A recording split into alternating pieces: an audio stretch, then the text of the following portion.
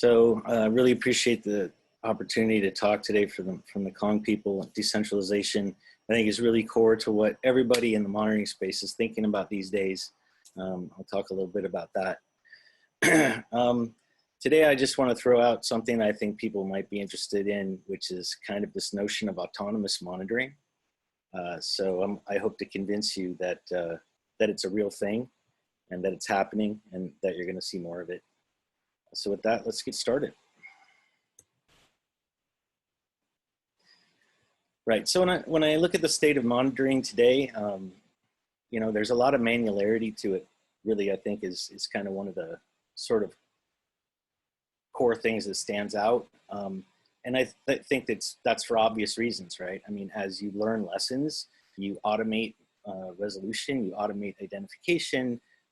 There's a lot of manularity there. Plus, typically, you know, even if you have a stack with lots of well-known and well-understood components, a big chunk of it's going to be bespoke. It's going to be your app. You're the one who knows how it's deployed, and so obviously you're going to be the one to, you know, set up all the monitoring for it. So it's perfectly understandable, but it has some drawbacks, and so, you know, among those, in terms of MTTR, it's a little slow sometimes for an unknown sort of issue that comes up. So if you don't really know kind of what's the cause of something, or maybe there's an issue you haven't seen before, then it's kind of digging through, you know, data. And if you end up needing to go to something like logs for root cause, that can be even slower, because now you kind of got to sift through a bunch of, you know, different sort of log streams and find out what's going on. I'm sure everyone's kind of familiar with this. Fragile, I think, mostly applies, I would say, to logs, in the sense that, like, you know, if you set up an alert rule, you know, so like, let's say you have some outage, and then you look in your app log, and there's some, you know, error that happened, and then you might say, okay, I'm going to write a script, you know, and it's gonna take any errors that look like this, and it's going to fire an alert, or it's going to bump a counter or something like that. So you write something to parse that out of a log file.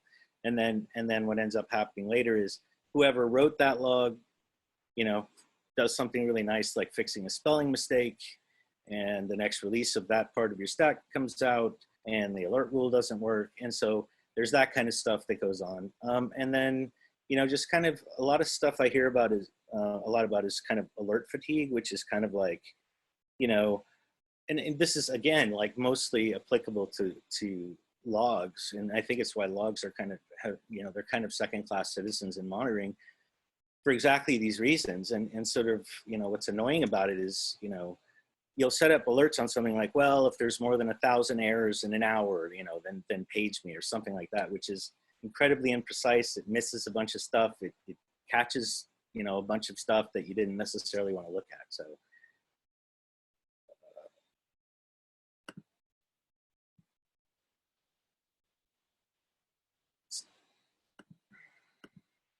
that was nice. There we go.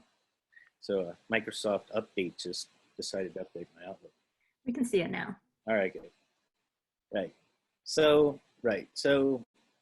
let's kind of look at, you know, kind of what's going on behind the covers, right? So really, complexity kind of is behind this.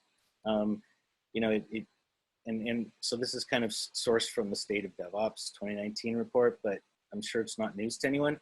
Basically, you still, if you talk to people, they still measure MTTR. Like, the best teams will measure it in hours. They'll measure it in hours, and you know, for people who are just getting started, or, you know, they haven't had a chance to set up a lot of automation, or they don't have some great observability tools at their disposal, you know, it stretches into days, and so that's a major issue right now in terms of kind of driving customer loyalty for SaaS businesses. And I think this kind of dovetails with decentralization, because there's no way that you can build modern apps as a monolith anymore. You can't build them that way. You can't deploy them that way. You can't maintain them that way. That, you know, and in the SaaS world, like, you need parts of your deployment, you know, auto scalable, and you need all kinds of sort of stuff that, you know, that orchestrators like Kubernetes can provide. And there's absolutely no way we're going back. So dealing with runtime complexity, I think, is going forward kind of the challenge of monitoring. Right. So when you look at the complexity, right? So maybe 20 years ago, right, you had like one user, maybe one monolith application, maybe 10 log files anyone cared about. And then basically you'd open a support case, they used to call them, and then someone would take your information and they would look through these log files, and they would, you know, root cause that way. But today, when you have an incident, right, it could be 100 users, right? And so you end up in a situation where, you know, you've got like a huge amplification of the sort of fallout of the incident, right? And a lot more sort of data streams to deal with. And so for log root cause anyway, we're still kind of going through the same process. And I feel that that's kind of what needed to change most. So our vision for what autonomous monitoring should mean is kind of you deploy a monitoring application, and the idea is, you know, it's just sucking in your data streams, it'll suck in your metrics, it'll suck in your logs. And what it'll do is, you know, it'll take whatever information you have, you know, related to your metrics. Like for example, if you have Prometheus exporters, those will have kind of definitions of the metrics in there, right? They've got names, you can create hierarchies. There's all kinds of stuff you can do there. You can understand the types of the metrics and so on. But with logs, you need to structure them. So that's kind of a whole other, other talk I don't want to go into too much. But basically, you want this thing to just suck all that in. You don't want to have to configure anything. You don't want to have connectors or parsers or alert rules.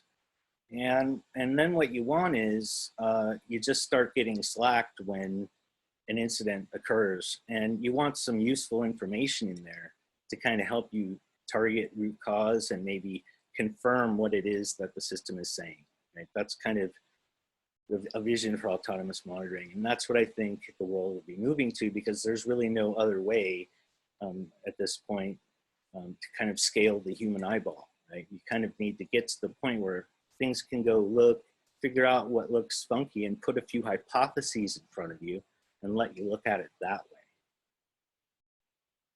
way.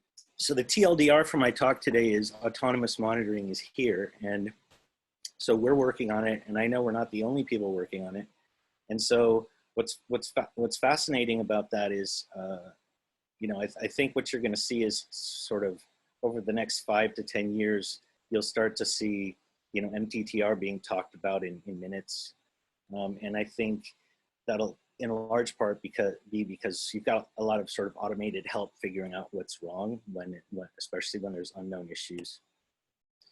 So I wanted to touch a little bit on logs in particular, because I kind of trash talked them a minute ago. And so logs are, right, they're an interesting creature, because whenever you're gonna do root cause, right, on a new issue, something unknown, chances are you're gonna end up in a log file at some point, right? So why aren't they better at helping us monitor? And I mentioned it a little bit earlier in the sense that when something breaks, you have to kind of go search through them. And that's really a bottleneck, and it keeps them being used for monitoring. Right? But the upside of logs is that, in a sense, not all logs, you know, sometimes there's just wads of JSON, or somebody's debug, you know, SQL queries, or 80 million stack traces, or whatever it is. But in general, some logs, at least, are very self-documenting, so that a person can read it and get a sense of what's happening there. It's kind of it's a different view than a metric gives you. It gives you a tighter sort of sense of the order of things. So it has a lot of upsides if we can harness it. And so to some degree, that's kind of been our approach anyway.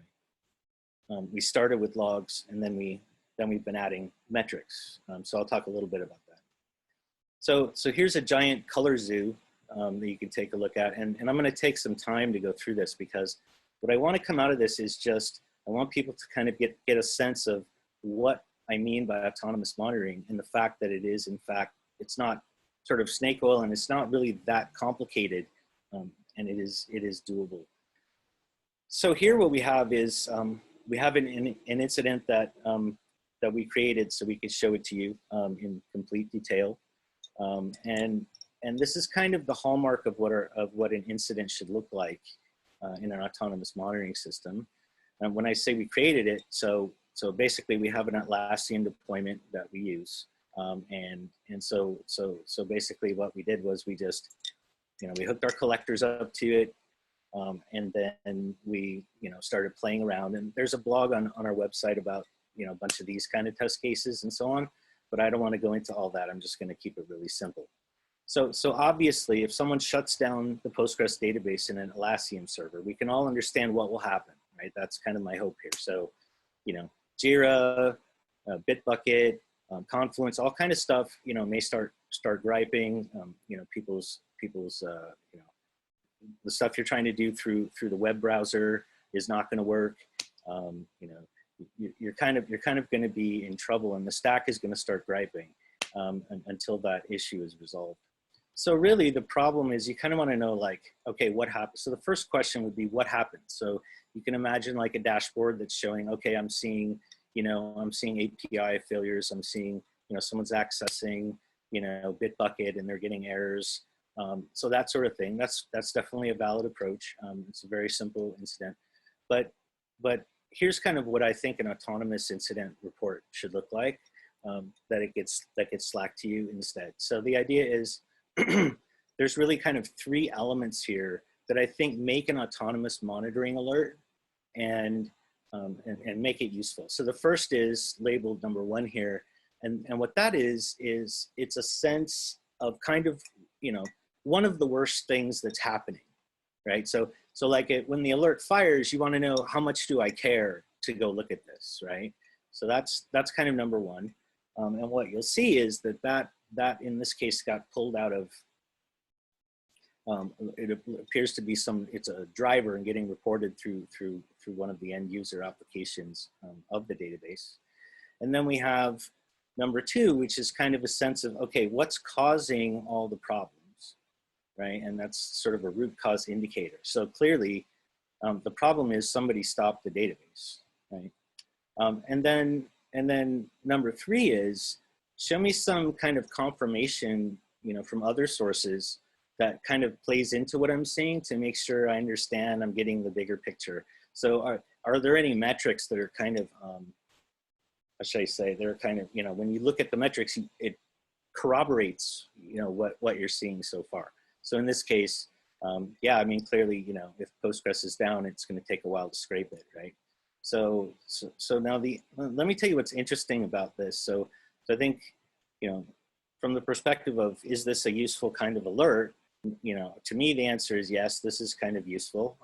If I look at this, I get a sense of what's going on. But what does it take to get this to happen, right? So here's what's interesting about it. If you look at, so we've had the pleasure of working with, probably 100 stacks at this point, hundreds of incidents. And so what I can tell you is that, what you can do is that generically works to find good incidents is not that hard. You can get started. Like there's lots of things you can do to make it better and better, but the concept is really simple. So you can imagine, let's take a look at number 2 here, right? So at the top here, we have this notion of database stopping. So in this particular case, that's getting logged through syslog. And so what's interesting about that is those particular events are actually very rare, right? It's very rare that those events are happening. So if you have a notion of, if you have a notion of what event types are happening or have happened before, and so how long has it been since it's happened, and you're tracking that, you can make a statement about how rare this event is. So right there, we know at some point in time, we had something rare happen. And then when you look at number 3, that's also a very rare error, and it happens in a different log stream. So now you have something rare in one log stream, you have something rare in another one.